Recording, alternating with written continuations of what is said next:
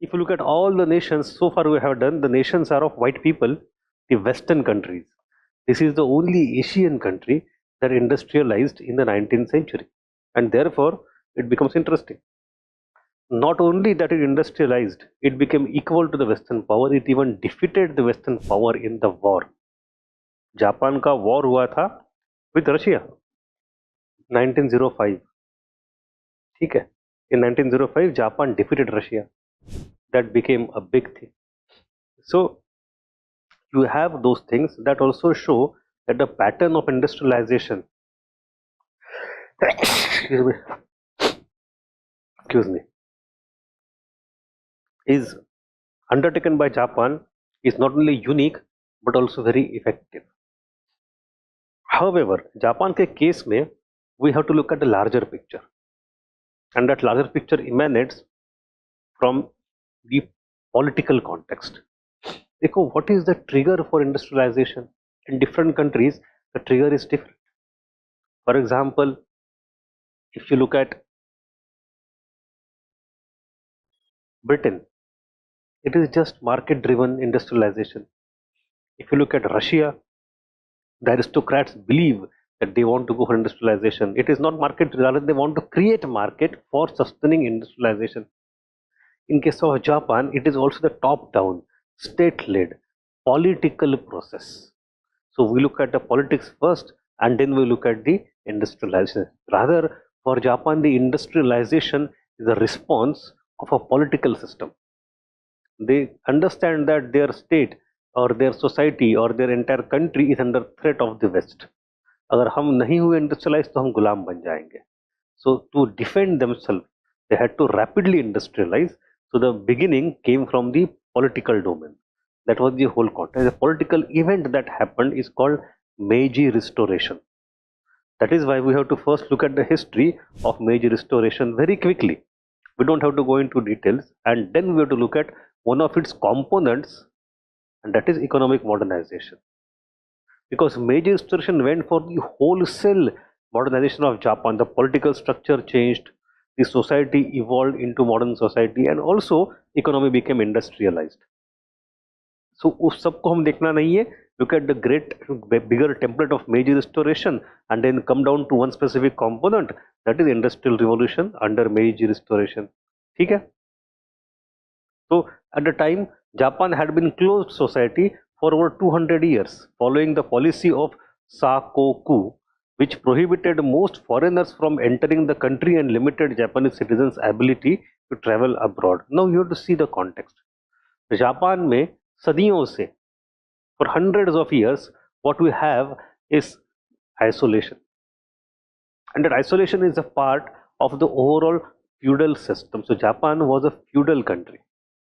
आपने ये नाम सुने होंगे, सामुराई, दाइम्यो, शोगुन, हांस, ये सब शब्द, these are all feudal entities. Samurai is a feudal era warrior. तो ये सब feudal लोग थे. The Raja was very weak.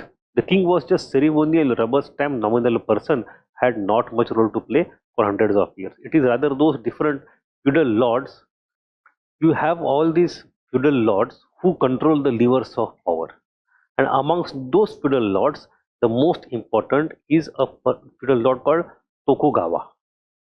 Tokugawa was the most important office, which the family which controlled everything. तो राजा की हैसियत नहीं थी. And exactly, you look at exactly what are the basic fundamental points of feudalism. You are inward looking. You don't want to travel abroad. You don't want to interact and trade with outsiders. So once the country becomes feudal, it becomes more and more inward looking. And exactly at the same time, at the other end of the Pacific in America, we have the opposite process going on. Capitalism, industrial revolution. So in capitalism, there comes a point where in industrial revolution, there comes a point where you are no more able to depend only on your own market. You have to find new markets. You have to find new sources of raw materials. You have to find new consumers. तो आपको आपके देश के बाहर जाना ही पड़ता है. Capitalism inherently, at some point of time, forces you to look outside your country, and feudalism inherently forces you to look inside the country. So Japan and America में it's not only between the two countries that there is tussle, there is also a tussle between two different types of economic systems. होता क्या है, Japan को दरवाजे खोलने है नहीं, बंद रहना है अपने आप में, गुमसुम हो क्यों. At the other hand America को अपनी जरूरत के लिए बाहर जाना कंपलसरी है. Now, where is America? America is in North America. It has already proclaimed in 1820s the doctrine of Monroe Doctrine during the time of Latin revolutions, right? तो उसमें क्या हुआ? It clearly said to the old European world that you don't come here, I will not come there. ये आपका area, ये मेरा area, मांडवली हो गई.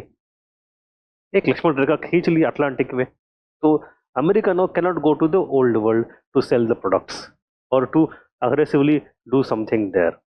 So अगर कहीं करना है तो कहाँ करें? तो on the other side of the America, so you have to cross the Pacific and come to Asia. And when you do that, the first country you come across is Japan. So America started to try to open Japan up for trade and business. And Japan at the very same time did not want to open up. 200 साल से दरवाजे बंद करके बैठा था. Varun sir, कल की अगर कॉपी तो कल का इनकम दे देना.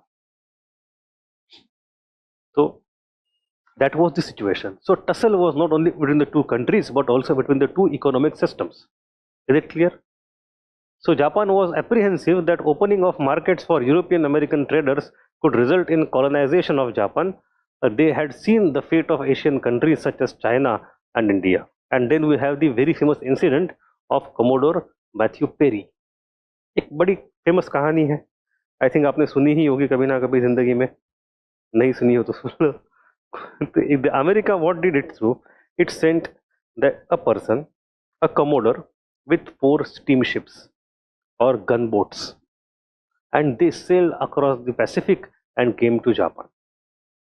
उनका मतलब इतना था सर, वो चाहे तो डिप्लोमेट को भेज सकते थे कि हम आपको विनती करते हैं, हमारा अर्ज है, हमें आपसे व्यापार करना है, दरवाजे खोलो ना. अमेरिका ने कहा ये सब नहीं होता, दरवाजे बंद है, let us send a naval power. तो 4 बड़े गनबोट्स, स्टीमशिप्स भेजे. And then this Matthew Perry came to the coast of Japan and there he completely demonstrated the industrial ability of America. सारे लोगों को यूनिफॉर्म पहन के डेक पे बुला दिया एंड सबके हमें डेमोन्स्ट्रेशन देख हमारी यूनिफॉर्म कैसे, हमारा डिसिप्लिन कैसा. Then he did some fire power exhibition also कि हम कैसे हमला कर सकते हैं. तो जापानियों की हवा टाइट हो गई. सिंपल यही हो. तो he gave the demonstration effect. He use some fire power to terrorise Japanese कि if you don't open up तो हम आपको क्या क्या कर सकते हैं, समझ लो अभी से. तो Japan got shocked. They had not seen gunboats in their life time before. So they had to open up, and that was the problem. So they felt humiliated कि ये क्या हो रहा है. So you have this thing. Commodore Matthew Perry was sent by the US government on a mission to open trade relations with Japan. The US wanted to expand its trade and influence in Asia, saw Japan as a potential market, and thus wanted to establish diplomatic relationship. Perry was specifically tasked with delivering a letter from US President Millard Fillmore to the Emperor of Japan, requesting that Japan open its ports to American trade and establish a treaty of amity and commerce. Perry arrived in Japan with a fleet of 4 steam-powered warships and used his military might, diplomatic skills to negotiate with Japanese officials. Ultimately, Japan surrendered. कुछ युद्ध भी कुछ नहीं हुआ, बस घबरा के उन्होंने साइन कर दिया. And that treaty was called as Treaty of Kanagawa. And in a couple of years, we have a next treaty that came, Treaty of Amity and Commerce. So you have 2 treaties. One after the first treaty is a very basic treaty. It just started the relationship. It forced the relationship. And the second one is more comprehensive one. Ultimately, what they want is to have trade and permanent diplomatic relationship. That's all. Now you come to the actual industrialization of Japan, the economic transformation. We are not going in detail into cultural and social transformation. In one of the NCRTs, new NCRTs, they have a chapter there that they talk about those new girl and new boys जो pop cut और skirt में आते हैं और dance करते pop संगीत पे, कि भाई दुनिया कैसे बदल रही है, देश बदल रहा है. नो मोर अपना फोक सॉन्ग्स, नो मोर हमारा धर्म, but western things. But we are not looking in society here, looking into only economic transformation. The first point is that the new government carried out policies to unify the monetary and tax system, especially the land reforms. Land reform led to the complete abolition of feudal system. There was land redistribution, creation of individual properties, and thereby you have agricultural taxation coming in. And agricultural taxation that came in the wake of feudalism, abolition of feudalism rather, was seen as a source of creation of primitive capital. हमेशा ये agriculture revolution England में हुई थी, they had a primitive capital. These people also saw let us tax the agriculture, get some revenue, have the capital and put the capital in industrialization. So you have abolition of feudalism leading to individual ownership of land, leading to agricultural taxation, leading to capital creation. That is the first step. Then you have a very important thing, the education and training. They created Ministry of Education and which wholeheartedly initially supported Western education. हमारा संगीत, हमारी कला, हमारी परंपरा भाड़ में जाए. Fundamental point was this. Introduced a system of compulsory primary education and introduced to create more educated and skilled workforce. Initially, the focus was on Western education completely under the banner of civilization and enlightenment. Bunmei Kaika, Western culture from intellectual trends to clothing and architecture was widely promoted. It is later on they went for the fusion of West and Japanese. Then you have Meiji government actively encouraged the adoption of Western technologies and management practices. अब ये बात जो China आज के दिन में कर रहा है, sending its spies to the West, to education institutes, to universities, to science labs and industrial positions and research departments, learning the trade secret, science secret and coming back and then publishing in Chinese journals and also then copying everything. ये तो कर रहा है 20 साल से 30 साल से कर रहा है. अब तो उसको जरूरत नहीं है वैसे इतनी, but it has done a lot. And West was saying अरे ये कैसे किया इन्होंने, this is all unethical, they are infringing copyrights. भाई आपने भी वही किया था एक जमाने में, है ना? सोच चूहे खा के बिल्ली चली आज को, यही तो बात है. तो the same thing Japan also did. Japan sent its people, its students, government funding scholarships. You go to Princeton, you go to Stanford, you go to this lab, you go to that lab, you come back. You come back and then help us improve. In a matter of one generation, these people purchased lot of Western commodities and tried to go for reverse engineering to समझने के लिए ये कैसे किया होगा हम भी करेंगे. So it was a complete reverse engineering process that helped Japan become top in textile production. So much so that during and after World War I in 1920s, you see Indian market was flooded not with British cotton but Japanese cotton goods. Anyway, the government invested heavily in building infrastructure such as railways, ports and telegraph lines. ये तो बहुत simple बात है, हमेशा यही होगा. The first railroad built in 1872 and by 1890 more than 2,250 kilometers of rail was created. Telegraph lines linked all major cities by 1880. It is exactly at the same time India में भी telegraph आया है, railway आई है. बस बात फर्क ये है कि इंडिया का किसी और पर्पस के लिए आया है. But anyway, the government implemented tariff policies to protect domestic industries from foreign competition. Again, the same thing, protectionism, Hamiltonian system, Witte system, list system. One of the objectives was to prepare the way for foundation of basic and heavy industries. Again, when you have the state-led transformation, the focus generally in the latecomer industrialization is more on basic industries, capital heavy, like in the case of Russia. So the Japanese government itself took initiative in the industrialization program. क्योंकि इस समय same बात है. देखो what happened in British template. Although it's not a template but a long period. You have commercial revolution for a couple of centuries, the agricultural revolution for a couple of centuries.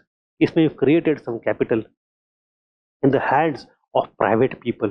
There was emergence of a bourgeois trading class जिसके पास पैसे थे लगाने के लिए. So when industry started to come up, it is this private bourgeois with accumulated capital started to invest it. In case of Japan, time ही नहीं है. Suddenly from feudal to modern shift करना चाहते हो, अब बीच के सारे steps आपको leapfrog करने हैं. And then who will take care of capital investment? Who will take care of the absence of the bourgeois class? As in case of Russia, so in case of Japan, it has to be state, right? So Japan ने भी वही किया. This role of state became very important.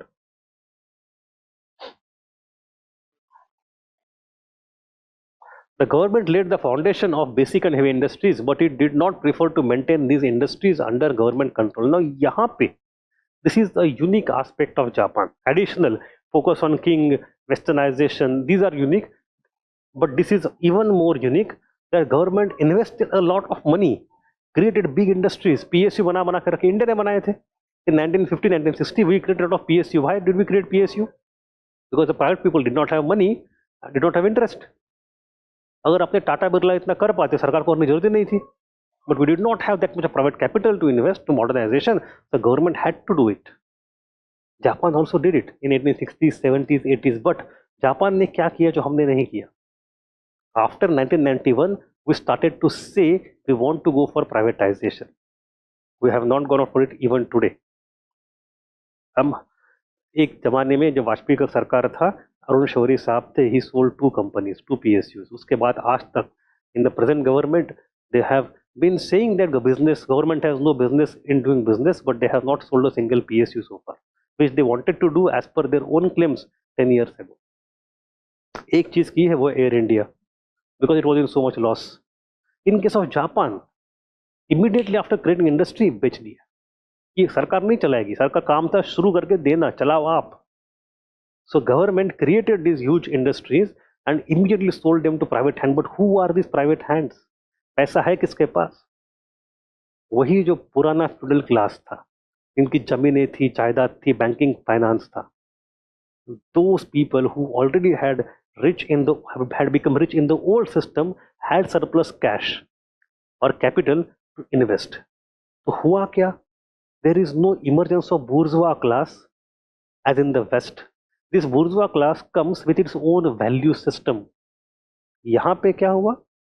The old class of feudalism, which had money, now is controlling new industries.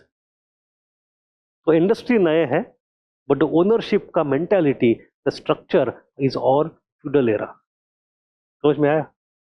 And that created distortion because industrialization is supposed to lead to modernization, which is supposed to lead to change in class structure.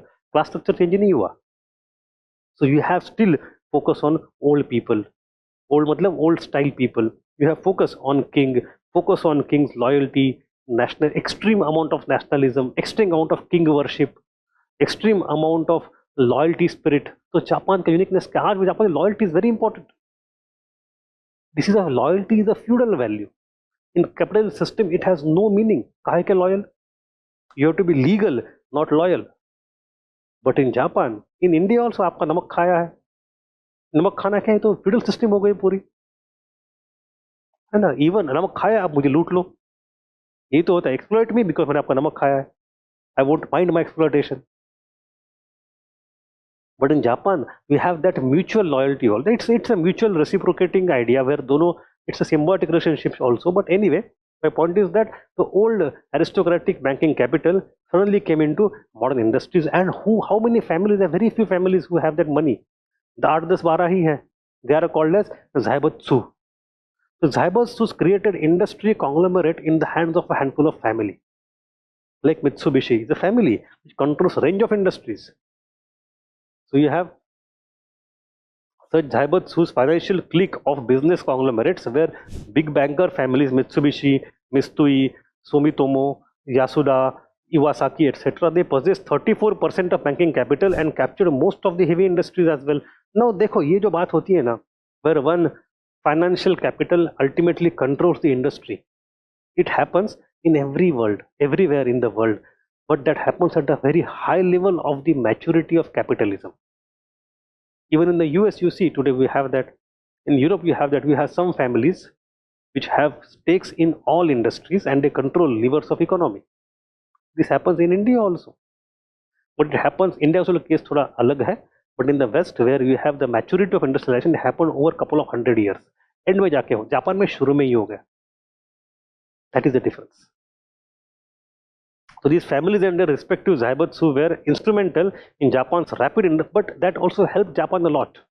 because you have those 8, 10, 20 families who are directing entire national economy. किस दिशा जाना है क्या, तो they can just sit, have meetings, they form a syndicate and they decide. And modernization of during the Meiji era and beyond, thus appeared the monopoly capital, and this monopoly capital was having a negative orientation as it started not simply to dominate the whole economy but also to influence the policies and foreign policy of Japan. अब यहाँ पे एक नई बात आ गई. Now you have this monopoly capital, which is nothing but this old capital controlling new industries, and because it is in the hands of few people, there is no perfect competition, there is no perfect information, and they now start influencing everything. It was good as long as it helped Japan's modernization. It becomes bad when they start controlling state also. The state became the plaything in the hand of these few families. उनके भले के लिए जो करना है state करेगा. If they think that the profits are going down, we want to increase that. For that we need raw material. कहाँ मिल? Japan is an island country. We don't have much of the raw materials. वो बस समुंदर के उस पार China में है. We need to colonize China. चलो हमला करते करेंगे. So Japan created armies. Japan started to turn into imperial power. Why? Because it was industrialized under specific nature. This monopoly capitalist influenced Japanese state, Japanese army to wage war and become imperialist. Okay? So the rise of monopoly capital in Japan demanded colonial expansion and this prepared the way for militarization of Japan.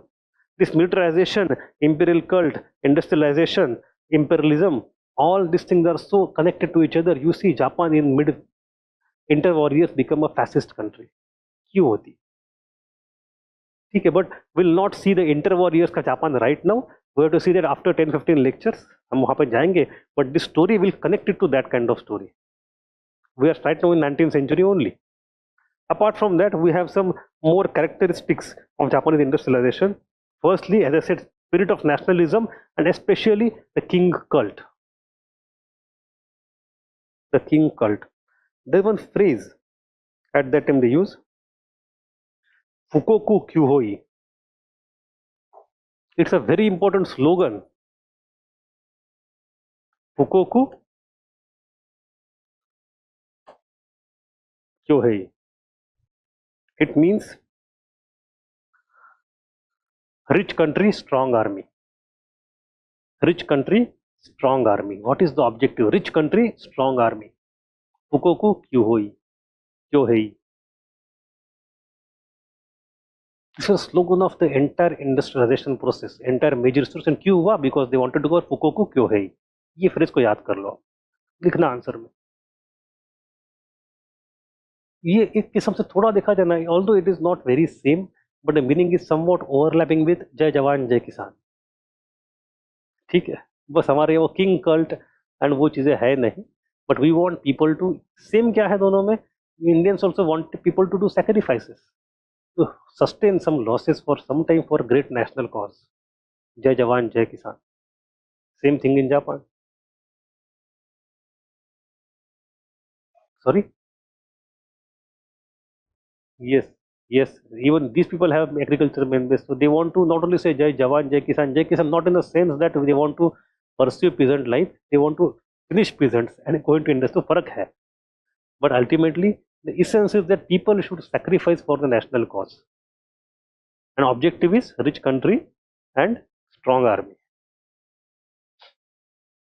Second is the Japanese producers did not focus on high quality products initially. Their aim was to get the cheapest goods and capture the markets. Electronic goods became very important later on. The pace of industrialization was very fast, extremely rapid. Despite being a latecomer, Japan attained within a period of 3 decades what Britain had done in 150 years. It is not a joke. Just imagine the cultural cost, the psychological cost it would have had in families at that time. आज के दिन में when you look at your grandparents, you think of उनका जमाना कितना अलग था. Here 150 years of industrialization process is compressed into 30 years. 2 generation में इतना डिफरेंस है, इतनी बड़ी generation gap, they can't even speak on same terms. Family टूट गई, रिश्ते बिखर गए. There is rapid within generation nuclear families बन गए. आप ना भाषा बोलते हो, ना कपड़े पहनते हो, ना खाना खाते हो, ना गाना देखो इंडिया में कहावत है, house ever modernise wherever you travel across the world. Immigrants अगर आप हो, यू विल रियलाइज दैट कुछ भी कहो, कहीं भी जाओ दुनिया में, कितना भी बदल लो, अंत में अपना खाना अपना गाना, ये तो चीजें होती है। Your own food that you ate eaten in childhood and the songs you had heard in childhood, ये गाने, ये चाहत, ये एस्थेटिक सेंस, ये बदल, आइडेंटिटी वहां से आती है। अपना खाना अपना गाना, बदल गया पूरा Japan. India today can not even imagine that kind of cultural transition. हमारे लिए क्या है? मध्यम मार्ग। जापान बुद्धिस्ट कंट्री, उन्हें कहा मध्यम मार्ग नहीं चाहिए, वेस्टर्नाइजेशन चाहिए। But anyway, exploitation of working class was comparatively less in Japan because it was inspired by spirit of nationalism and the loyalty related values of feudal era. By the early 20th century, we see the goals of Meiji Restoration had been largely accomplished. 1867 से 1910 तक they had achieved all the goals. 40-50 साल में सब हासिल कर ली. They were not colonized. Rather, they became powerful it themselves. It became a modern industrialized country. The unequal treaties that had granted foreign powers judicial and economic privileges through extraterritoriality were revised in 1894. 1860 से 1894, within 40 years, उन्होंने कहा सब treaties cancel. Some treaties cancel. How much time we take as Indians to modernize? We are still modernizing. We have not modernized yet. Secondly, how much time we took to become free? 150 साल का हम लड़ाई लड़े हैं, समझे कुछ सब 30-40 साल में कर दिया।